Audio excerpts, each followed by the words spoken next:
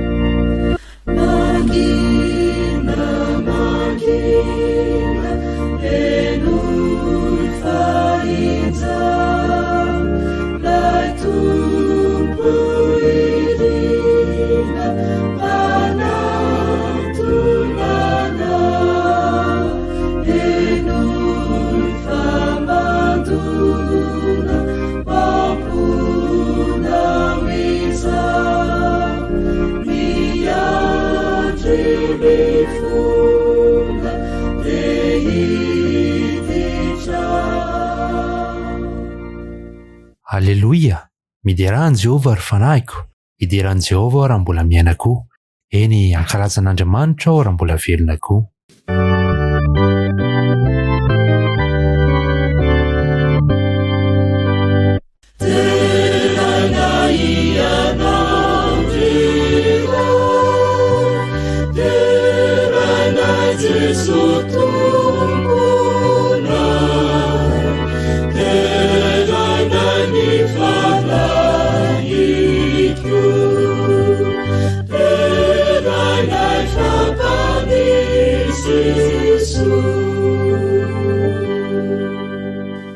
Ivavaka tsika tompoko. Ry Andriamanitra ray be voninahitra tsara sy masina indrindra izay any an-danitra. Anao ny dera sy ny voninahitra mandrakizay fa ho anay kosa ny famindrampò sy ny fahasoavana.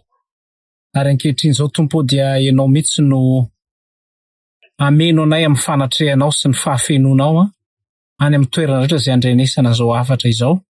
Ary mba hisy fikasiana manokana, hery manova, vokatra izany fahasoavanao sy fanatrehanao izany. Amin'ny anaran'i Jesosy. Amen.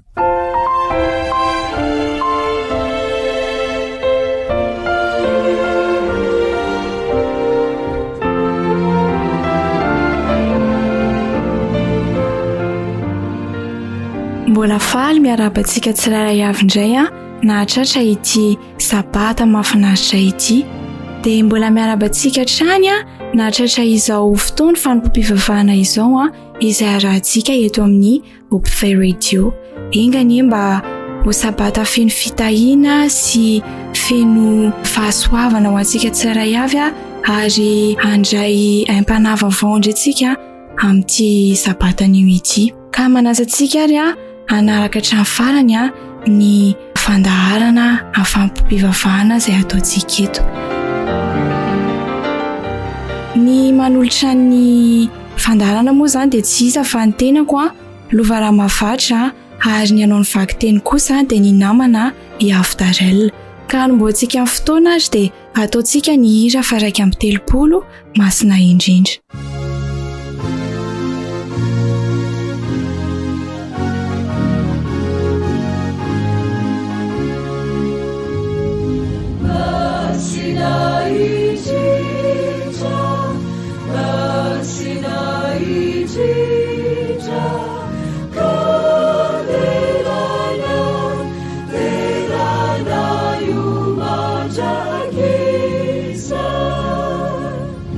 Before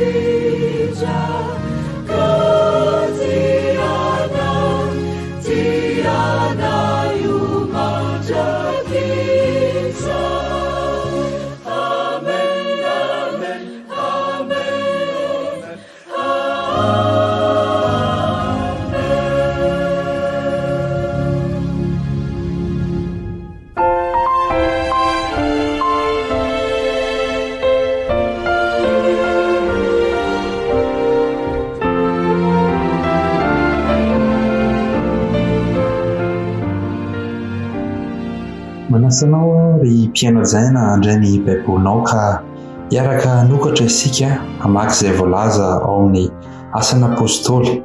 Asan'ny apôstôly toko 9 andininy 7 sy 7. Hamaky isika ny asan'ny apôstôly toko 9 andininy 7 sy 7. Rehefa hita izany dia hiaraka vakintsika amin'ny anaran'i Jesosy. Koa amin'izany rahalahy, mizaha fitolahy eo aminareo izay tsara laza sady feno fanahy sy fahendrena mba ho tendrenay tandrina izany raharaha izany. Ny 7 dia nandroso ny tenin'Andriamanitra ary nihamaro indrindra ny isan'ny mpianatra tany Jerosalema ary marobe koa ny mpisorona nanaiky ny finoana. Hotahinana izany teny izany ahasoa antsika amin'ity anio ity. Amen.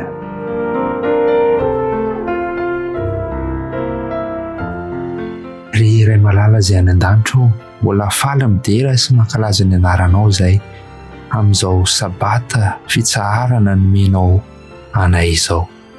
Misaotra Tompo noho ny fitantananao nandritry ny nemana iny, ny amin'ny fitahinana rotsakao ny tsirairay avy, ny amin'ny fiarovana nataonao anay, ny amin'ireo zavatra maro samihafa izay tsy takatra ny sainay fa nataonao anay satria tia anay loatra ianao, ka dia misaotra anao izay tomponao izany.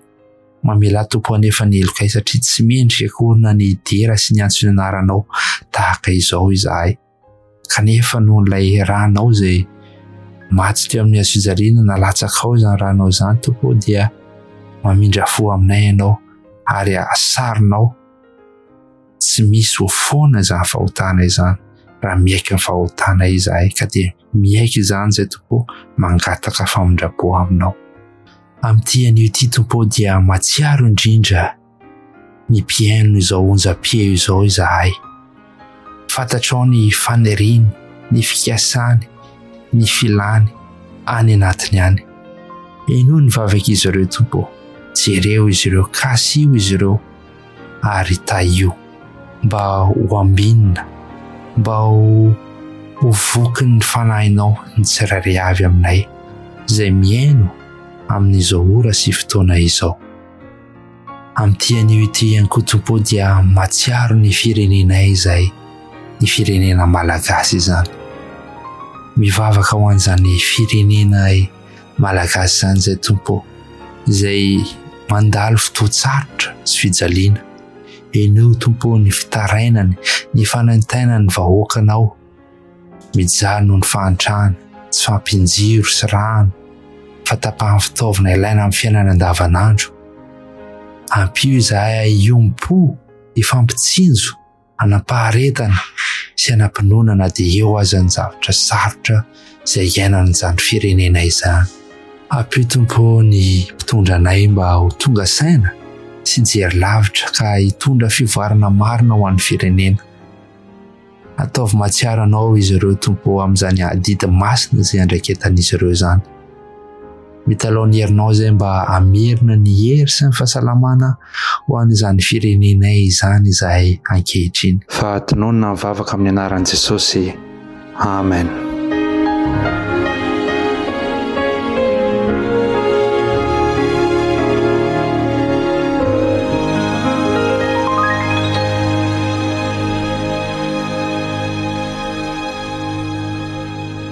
Mialohan'ny andraisantsika ny hafatra avy amin'ny mpanompony dia andeha isika hanaraka hira manandratra fanahy izay hoentin'ny ditarika iray ity.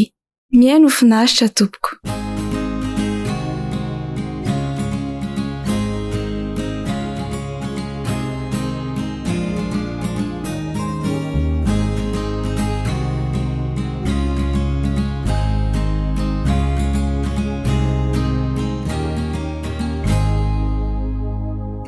Manana fatra lehibe ilay mpamonjy atsika, afatry ny fanantenana ho an'ny olona eran-tany. Mpianany ihany no fidiny hanambara sy hitondra izany ihany amin'ny toerana rehetra. Manana fatra lehibe ilay mpamonjy atsika, afatry ny fanantenana ho an'ny olona eran-tany. Mpianany ihany no fidiny hanambara sy hitondra izany ihany amin'ny toerana rehetra. Jesosy no nifidy azy anao, tsarovy fa efa maty ho azo anao izy, nibaiko anao izy hamonjy ireo fanahy. Mijaly sy voagenja maty, voafatotry Satany.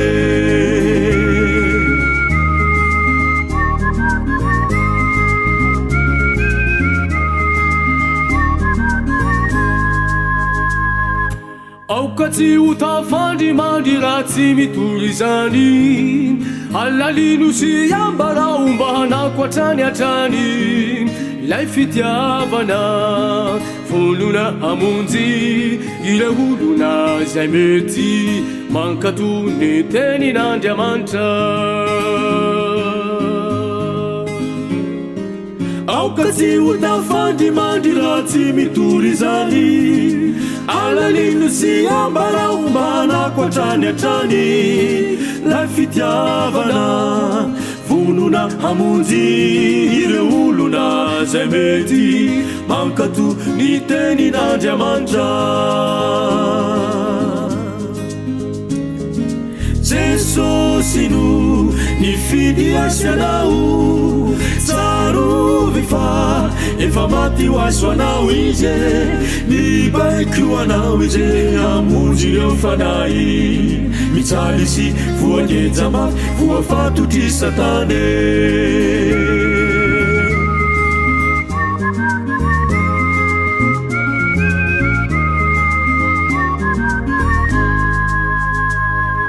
Zaho anery Jeso tompo mba mpianatra ho ihany, saingy ratsy sy mpanota be ka tsy mendrika ho anao. Indro atolotro eny tsisy feksa ny foko mba ho voay, ho madio anao ny sitraka hoe. Zaho kokoa nery Jeso tompo mba mpianatra ho ihany saingy ratsy sy mpanota be ka tsy mendrika ho anao indro atolotro eny tsisy fetrany foko mba hovay ho madio anao ny sitraka hoe vonjeo vonjeo vonjeo ize vonjeo ize fa tsy mahavotena vonjeo ize fa mijaly sy voageja mijaly sy voageja ma voafatotry satane vonjeo vonjeo vonjeo ize vonjeo ize fa tsy mahavotena vonjeo ize fa mijaly sy voageja voageja sy mijaly ma voafatotry satane voageja sy mijaly ma voafatotry satane voageja sy mijaly ma voafatotry satane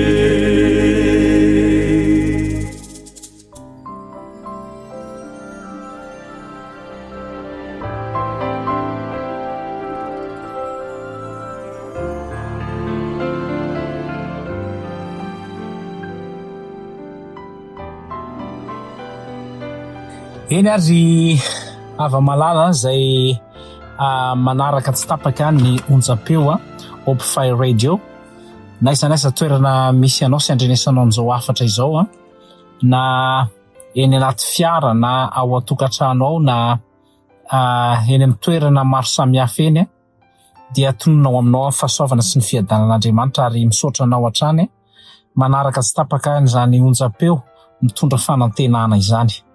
Andinika ny tenin'Andriamanitra isika ao anatin'ny fotoana zay efa nifanomezana dia tsy inona izany fa ny asan'ny apôstôly toko 9 no odiniantsika indray amin'ity androany ity mandroso de mandroso ary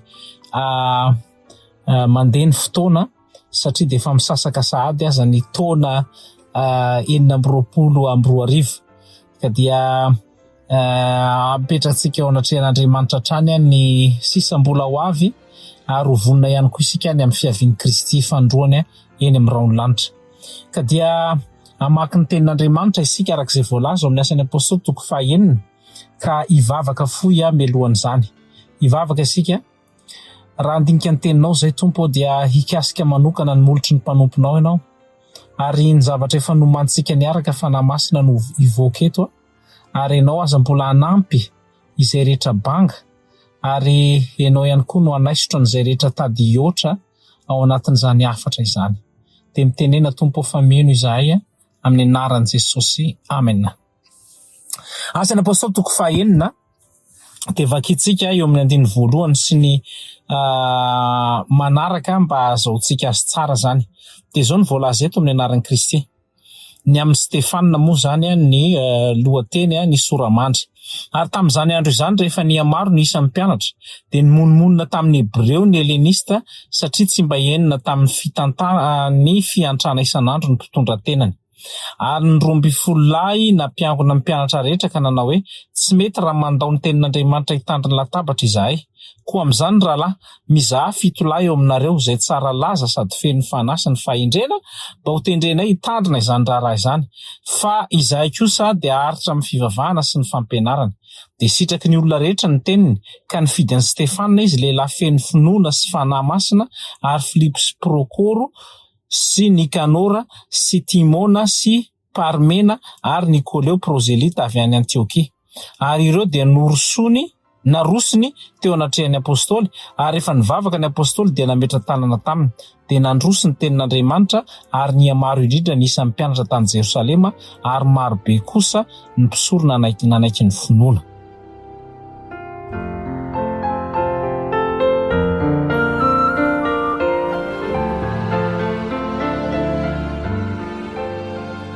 Eto zany dia anisan'ny vaky teny mezinezina tilay andininy fa 7 ity de nandroso izy ny tenin'Andriamanitra ary niamaro indrindra ny isan'ny mpianatra tany Jerosalema ary maro be kosa ny mpisorona nanaiky ny finoana sy lay hoe mizaha fitolahy eo amin'ny andininy fahatelo zany. Koa amin'izany rahalahy mizaha fitolahy eo aminareo izay tsara laza sady feno fanahy sy fahendrena mba ho tendrenay hitandrina izany raharaha izany.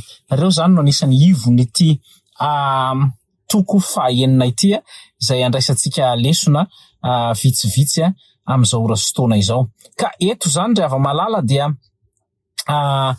ny zavatra tena hoe votoatiny ny hevi-dehibe ao anatin'le izy dia ity ilay hoe le tena hoe spiritual leadership, zany hoe ireo mpitarika ara-panahy zay ilaina. Manao ahoana moa zany ny karakteran'olona zay ilaina eo amin'ny fitariana, eo amin'ny fanaovana ny asan'Andriamanitra. Eny isika rehetra zany mpiasan'Andriamanitra izany sy hanao ny asan'Andriamanitra tsy voatery hoe manindry olona ny hoe tsy maintsy diakona sy ny sisa, fa isika rehetra zay samy nandray ositra avy amin'Andriamanitra avokoa hanao zany asa izany dia misy karaktera zany eto izay ilaina.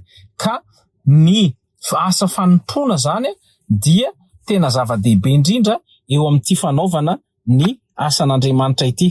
Io resaka asa fanompoana sy ny fikatsanana zay le hoe fanaovana ny asa fanompoana. Tsindriko tsara zany hoe fanompoana be dia be ny asa. Misy zany tena hoe service dia misy ny atao hoe ministère samy hafa zany. Ka eto zany dia manindry manokana n'ity le hoe service ity. Tahaka ny hoe ao amin'ny fiangonana zany dia misy ny atao hoe ministère personnel, misy ny atao hoe ministère des femmes, ministère des enfants, fa misy indray zany hoe service fiduciaire, faire service. Misy karazana service zany ka mila fantatra tsara zany zay. Ny zavatra tsindrina eto amin'ity asan'ny apôstôly toko fahaenina ity zany dia zay le hoe fanompoana izay mihitsy mba azahoantsika tsara zany hoe aiza ho aiza moa zany ny tena misy olona manompo ve isika sa manahoana. Satria araka ny hitantsika eto zany dia tena hoe nitombo be ny isan'ny olona ary nandroso be mihitsy ny tenin'Andriamanitra, ny abetsaka ihany koa ny mpianatra. Dia tao anatin'izay zany reto fiangonana voalohany reto dia nisy fiakana ngeza be manoloana ny hoe mitombo ny isan'ny olona ary hitantsika fa anarivony aza ny tafiditra ao anatin'ilay ao anatin'ny mpianatra zany sy nanampy ho isan'ny fiangonana voalohany tamin'izany, raha tsy resaka fotsiny amin'ireo batisa 3 arivo tary amin'ny asan'ny apôstôly tary zany asan'ny apôstôly toko 7 dia izao hoe maro be mihitsy ny olona zay nanampy isa ny zanak'Andriamanitra. Ary eo zany ny hoe lasa misy fimenomenoana rehefa mitombo zany ny mpanaradia, rehefa mitombo ny fiangonana, rehefa mitangorona be dia lasa misy fimenomenoana, lasa misy problème zany. Ary dia hitantsika eto mihitsy zay hoe inona zany ny zavatra tokony atao, satria be loatra misy tsy henona anjara amin'ny fiantrana sy ny sisa ny sasany dia tena menomenona mihitsy ry zareo. Ary zay zany lasa tsy maintsy lalàna ny fahamarona sy ny mpiaramonina betsaka na mpiara-mivavaka betsaka dia manapoiza tompoko fa misy problème ho an'ireo zay rehetra niala tao amin'ny fiangonana no fahatafitoinana fa misy zavatra maro samihafa. Efa zany mihitsy ny fiangonana ka hatramin'ny fiangonana voalohany zay misy ny menomenona. Raha misy karakteran'olona tsy milamina tsara anatin'ny fiangonana vokatra izay le hoe be loatra tsy dia misy prara, efa zany mihitsy ny ao amin'ny fiangonana ka tsy misy hoe efa anjely reto ka tonga dia mandeha ho azy ka noho izany miverenany amin'ny fiangonana ianao, miverenany am-piangonana, fa tsy zavatra ohatran'izany no anesorana ny fanahy ao anaty fanahy fanompoana zany zay ao anatinao. Ka tsy ampy fotsiny koa zany hoe mpitarika 12 ve moa avita inona amin'reto olona amina arivony reto dia niteny zareo hoe tsy mety raha mandao ny latabatra, satria ny menomeno ny monomonina zany ny Hebreo sy ny Helenista ozy izy satria tsy henona anjara. Dia tadidio fa mila manapo kosa foana isika fa misy foana ny olona zay monomonina ao anatin'ny fiangonanao sy ny mpiray fanantenanao, ka aza miala mihitsy zany na hoe matahotra na mamoy fo, fa efa zany mihitsy ny fiainana hatrany amin'ny fiangonana voalohany dia efa nisy foana mpimonmonina zany rehefa malala. Ary zao hoe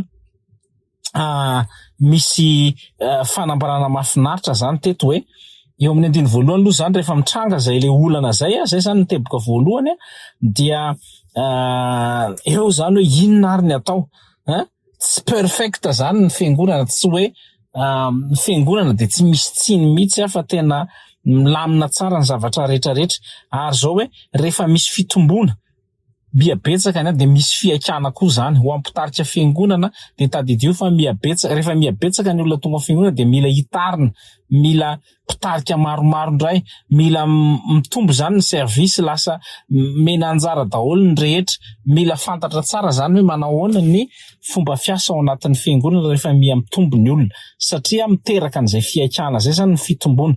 Dia eo ihany koa zany le hoe indraindray micréer an'ilay antsoina hoe division na hoe fizarazarana, lasa misy akolafina, misy groupe, misy atokotoko ny anay helléniste, ny anay hébreu, misy antoko, mila vonona am'zany koa zany ny pitarika ary de lasa zany le ataotsika hoe clan. Fa raha ianao zany ny micréer an'izay koa de mila ialana zany hoe aoka tsisy clan mihitsy ao anatin'ny fiangonana ry ava malala fa tsy mahasoa zany zavatra izany. Ka eo zany no hoe rehefa mitranga zany conflit rehetrarehetra zany fiakana sy fanoherana rehetrarehetra zany dia mila tena manana mangatsia-do tsara zany ny pitarika ao anatin'izay zavatra zay ary vonona ny hiatrika zany hoe inona ary ny solution. Tsy faly fotsiny zany hoe tsisy ininona le izy na hoe faly imonmonina fotsiny fa hoe inona ary ny solution manoloana n'ity zavatra ity. Ary dia zay zany mampiditra antsika am'le teboka faharoa hoe mila tena mitady an'izay vahaolona zay aingana zany ny pitarika, mipitarika ny apôstôly moa zany sady misy lesona leadership zany ity de misy ihany koa lesona ho an'ireo zay hoentina ao anatin'ny fiangonana. Ka eto zany eo amin'ny andin'ny faharoa sy ny fahaefatra de lazainy mazava tsara ary ny 12 aozy na mpiangona ny mpianatra rehetra angonina aloha zany ny heretra, angonina ny hevitra rehetra dia miresaka am'izay tsy mety raha manao latabatra hitandriny latabatra izahay koa am'izany raha mizaha 7 laozy izy eo aminareo. Eto zany le manomboka ihany koa délégation na responsabilité, tsy angonina eo aminao rery ny zavatra rehetrarehetra na ianao zany ny centre ny zavatra rehetrarehetra ao amin'ny fiangonana sy amin'ny asa sy amin'ny zavatra rehetra. Ny leadership, leader tena mahay sy ny olona manana leadership de mahay mahatakatra hoe inona ny zavatra voalohany. Ka eto zany de hozy izy zareo hoe tsy tokony hiala mihitsy isika amin'ny fizarana ny tenin'Andriamanitra ka andeha makeny amin'ny latabatra na le amin'ny fiantrana, mety fizarana sakafo io sy ny sisa, fa isika dia tsy maintsy miazona an'ity. Fa eto kosa zany de hoe raha izay ny fandehany ary de inona ny zavatra tokony atao? Mila mizaha olona zay anompo, mitady olona zay afaka hanana zay toetsain'ny mpanompo izay, toetsain'ny mpanompo mihitsy zany tahaka an' Jesosy Kristy lay filohan'ny fanompona. Jesosy na de nanana ny toerana azy de izy de manompo mandrakariva, izy le amin'ny teny anglisy izy de servant leadership. Zay zany le hoe manana zay servant leader izy zany ary zay karazana fitariana zay de atao hoe lay hoe servant leadership, tena manana an'izay mihitsy zany Jesosy. Ary zay le olona le tadiavina eto zany ary miteneny mihitsy zany hoe inona ary zany tokony atao. Andao aloha isika nivavaka ry zareo nanolo tena tamin'ny fivavahana ary mba ahafahana mijery zany hoe iza ary ny olona zay tena ara-panahy anatanteraka an'izany asa. Tsy ny olona rehetra zany mahafaka manatanteraka ny asa anankiray zay apetraka sy ny asa fanompona, fa ny olona zay noentina mbavaka sy ireo zay vontombavaka no afaka manao an'izany zavatra izany. Ka eto zany de tena zava-dehibe mihitsy ny ahafahantsika manana an'izay le hoe tena olona anankiray vontombavaka sady feno ny fanahy masina. Ka eo zany na tonga le izy hoe ny olona ny lesona zany de zao hoe tsy ny asa rehetra zany de hoe omemena fotsiny fa tena mba tonga le izy aomby de tena manana an'izay toetsain'ny fanompona ray dia manindry kokoa mikasika an'ilay hoe inona zany ny toetoetra izay tokony hananany reto olona reto. Ary de hitantsika eo zany hoe olona manahoana ary zany ny tena tadiavina, tsy ilay olona zay manana mety hoe talenta be, fahaiza miteny be, tsy hoe olona nandalina fianarana be zay ihany koa zany ny zavatra anankiray zay tsara ho fantatsika amin'ity asa fanompoana ity de manana anjara daholo ny izany izy ary raha mijery ny mpianatra fotsiny azy de isan-karazany mihitsy ireo mpianatra ireo olona tsotra olona tsy de manahoana loatra ary mety misy ihany ny hoe manam-pahaizana tamin'ny sasany fa tsy izy rehetra manana ny fahalemeny daholo ny mpianatra fa zany ny olona zay mividian'Andriamanitra hanao ny asa ho azy ka izao tsy voatery manam-pahaizana be ianao mety manam-pahaizana koa nefa tsy voatery manam-bola be ianao fa mety manam-bola ihany koa nefa sy manan-katao tsy voatery hoe mana-talenta be amin'ny fahaizana miteny ianao sy ny sisa fa mety misy zavatra ihany koa hainao atao de ireo mpianatra ireo de ohatra zany mihitsy hoe ry Petera zany teny ampanjonoana ry Matio teny ampangalana hetra ny iza ihany koa ny fatatsika zany amin'ireo Filipo moa zany de olona somary mangingina eny fa ny azy le miresaka amin'ireo communication any izy nahita an'ilay tamin'ilay mofo dimy sy azan-dranondroa iza ihany koa samy manana na ny fahalemena koa aza de mitovitovy amin'izay ihany ry Tomasy moa de olona tsy mino raha tsy mahita iza ihany koa betsaka zany reo na samy manana ny fahalemeny teny daholo na ny mpianatra aza fa rehefa tonga ao zany de nampiasain'Andriamanitra avokoa ny talenta sy ny fanomezam-pahasoavana ka ianao manana fanomezam-pahasoavana farafaratsy ny ray roa telo ampiasao amin'ny asan'Andriamanitra aza ampifilafilana ny asan'Andriamanitra ary zao reny rehetrarehetra reny no atambatra mba ampivoaka zany ny an'izay asa fanompoana izay fa Andriamanitra tsy mampiasa olona hoe tena olona extraordinaire mihitsy fa izy zany mampiasa olona ordinaire mba hanao zavatra extraordinaire zay ny tiako amin'Andriamanitra izay ka za zany olona ordinaire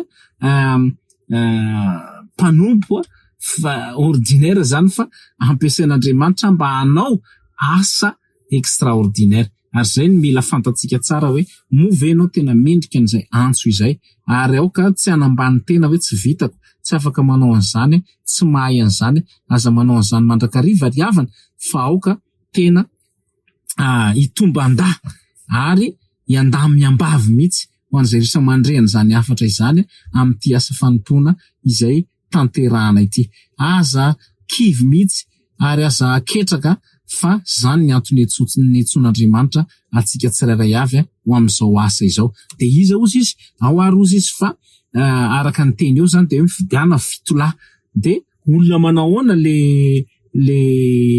olona zay tadiavina rehefa jeretsy vakitsika zany ny baiboly de hoe olona tsara laza sady feno fanahy fahendrena zay zany le izy zay le mahatonga amin'ny teny hoe tsy hoe mana-talenta be manana doctorat manana bac plus zao manam-bola be tahaka zao tsy vola na arena fa rehefa ijerentsika teto dia zavatra ara-panahy le izy ary karaktera ny tena tadiavina ao amin'ity asa fanompoana an'Andriamanitra ity ka rehefa mifidy zany Andriamanitra dia zay ny zavatra tadiavina zay tsy olona manana influence be tsy manana éducation be fa io karaktera tsika io zany ny tena ilaina raha ohatra zany no ka tsy manana karaktera mifanaraka amin'izay tsy mahomby zany mihitsy ianao amin'ny asa raha ny karakteranao zany karaktera mora misentotra hoeti-po fotsiny amin'ny zavatra rehetra zay atao mitsamboamboatra tsy hay hoe ahoana karaktera miavinavina tsy miraharaha ny hafa vonina ny anindry mandrakariva ny hafa sy ny mpiara-manompo tsy mba mifampitarika na hoe mifampitaona na misitona mba hiakatra olona tsy manana an'izay toetra tia manompo zay fa hotompona sy teo de raina sy manao zavatra zay anandratana ny tenanao manokana de tsy zay zany le olona ilaina ry havana fa araka ny voalaza eto de hoe olona manahoana ozy izy tena afaka manana an'izay fahendrena feno ny fanahy masina izay ary olona zay azon'Andriamanitra ampiasaina tiako be ireo zavatra anankitelo ireo olona manahoana no ilaina de hoe tsara laza aoka zany mba anana zay fahatsarany laza izay isika hoe manahoana ny laza zay ananantsika sao de ratsy laza na ohatran'izany fa eto zany de tena hitrikitrihamy mihitsy hoe manana an'izay hoe tsara laza izay ny olona ihany koa nefa de zao hoe mety noho ny fielonana noho ny fahakalana noho ny zavatra tsy maro pototra maro isan-karazany de miezaka ny olona mandratsy ny lazanao fa ianao nefany rehefa miaraka amin'ny Kristy ataovy izay atao rehetrarehetra fa ianao malaza foana, malaza ho azy ny asa sy ny zavatra ataonao mampandeha ho azy an'ilay izy ary ny fanazy ao anatinao. De inona ihany koa izy ny olona zay feno fanahy masina. Io no angatantsika isan'andro mba ho feno fanahy masina isika ry havana. Isa maraina de angatana ny batisa ny fanahy masina. Ny fanahy de mampietry ny toetra tsy izy rehetra rehefa feno fanahy ny olona anankiray na fiteny na fihetsika na fijery na fisaina na ny fiakanjo satria feno fanahy ianao de tonga de mandeha ho azy zany rehetrarehetra izany. Tsy mila amboarina akory fa olona feno ny fanahy.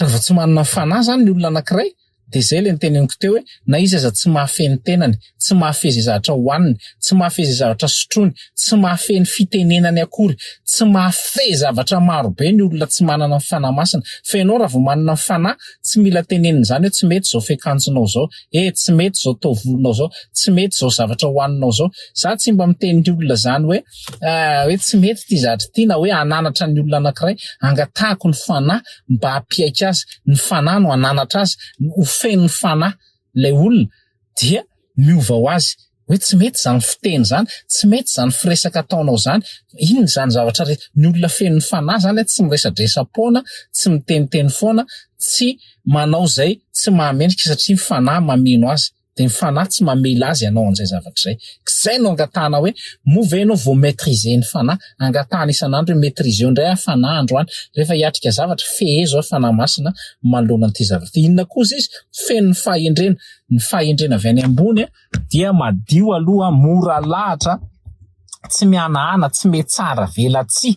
Ary amin'ny Hebreo misy an'izay sa Jakoba raha tsy diso Hebreo ngambany. De zao hoe mazava be zany hoe reo ny fahendrena avy any ambony. Ny olona hendry zany dia mahafantatra hoe fitenin'olon-kendry zany, fiakanjon'olon-kendry tony, fisotro sy fihinanan'olon-kendry zao, fisainana olona endry zany, rehefa mamoaka hevitra n'olon-kendry zany. Mizatra zany to de hita hoe manana fahendrena, tsy voatery manam-pahaizana fa manana fahendrena. Samy hafa zany zay. Dia ianao zany mba olona tena feno ny fahendrena. Zay no nahatonga ny Solomona hoe tsy ny harena sy ny volamena sy ny volafotsy no angatahako aminao fa fahendrena. Satria zava-dehibe loatra eo amin'ny asa fanompoana amin'ny iraka izay atao ny fahafenon'ny fahendrena eo amin'ny mpanompon'Andriamanitra tsirairay avy. Zay no nahatonga Solomona nangataka an'izay. Ka anjarantsika zany eto ny mamantatra sy mahafantatra hoe ianao ve olona manam-pahendrena? Manam-pahendrena ve zany zavatra zany? Ary mametraka pantahina amin'ny tenantsika hendry ve zany fanapahan-kevitra ataoko zany? Za zany ve manana fahendrena? Mety efa samy teo amin'ny efa dala kely daholo ny olona rehetra. Fa zay no hoe ny fahendrena dia mitombo arakaraka ny mahalehibe ny olona sy ny expérience zay ananany ary ny fatrany mety tafiditra anatin'izay koa mitona ny olona anankiray hoe rehefa mandroso taona de mitombo fahendrena, rehefa manomboka betsaka ny responsabilité zay raisinao de mitombo fahendrena, rehefa manomboka misy décision tsy maintsy raisinao de mitombo fahendrena. Ny expérience zany dia mampitombo anao anatin'ny fahendrena ihany koa de manao fanandramana isan'andro san'andro. Fa misy indray zany ny olona mivoatra adala arakaraka ny mahalehibe azy vao mainka mivoatra gaigy, lasa ohatran'ny adaladala hafahafa zany amin'ny zavatra zay atao. Fa ianao kosa zany zay mandray an'izao afatra izao de ho feno fahendrena sy ny fanahy masina ny ianao ary vonona natanteraka izany asan'Andriamanitra izany. Ka toizantsika zany io afatra io amin'ny heriny satria mbola tsy tapitra le izy fa ny angatahantsika amin'ny tompo de mba olona feno fahendrena ny mpiaino rehetra, olona feno fanahy masina ary olona tsara laza. Zay ny vavaka zay ataotsika amin'izao fotoana izao ho anao manokana zany afatra izany. Ary engany mba tena olona mpanompo, spiritual leader ianao zany hoe tena mpitarika ara-panahy, ary ilay hoe servant leader ihany koa zany mpanompo ilay mpitarika fa tsy hotompona.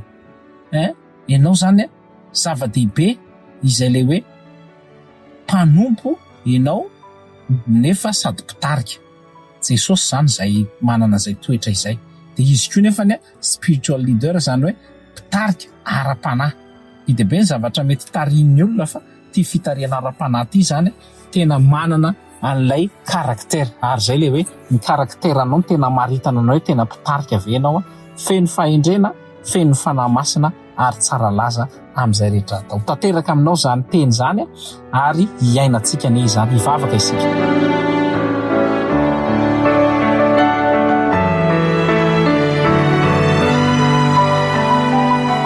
Misaotra indrindra fanamasina noho amin'ny boky ny asain'ny apôstôly toko 9 izay nampianatra anay ny momba ny asa fanompoana, ny fizarana andraikitra, momba ny karakteran'ny olona izay ilaina amin'ity asa ity, ny angatahako ho an'ny mpiaino tsirairay, indrindra ny tenako izay mampianatra eto dia mbola naverinao tamiko indray Jesosy hoe tena mila tsara laza, mila feno fahendrena ary feno fanamasina ho ahy manokana izany afatra izany, ary ho an'izay rehetra mandre ihany koa naiza toerana misy azy ireo amin'izao fotoana izao.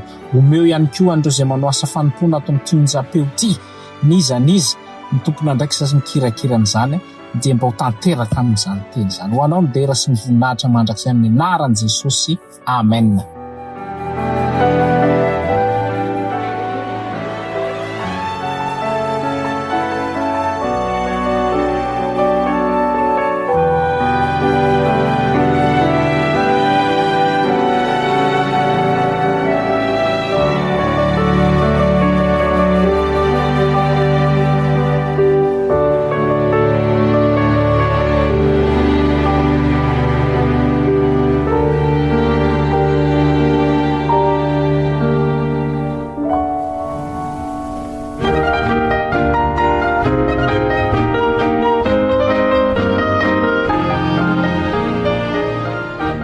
Saotra an'Andriamanitra trany isika na atotosan'ity fandahazana fanompom-pivavahana anio ity. Mino izahay fa nahazo hery lehibe isika avy amin'izany hafatra avy amin'ny mpanompony izany.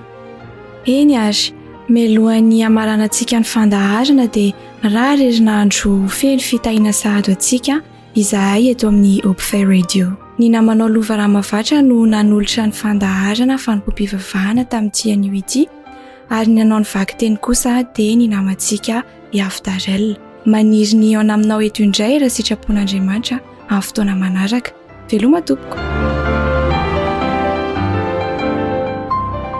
Azonao atao ny mamerina miaino sy maka izao fandaharantsika izao ao amin'ny tranokala fanantenana ho anao.org/fanompom-pivavahana.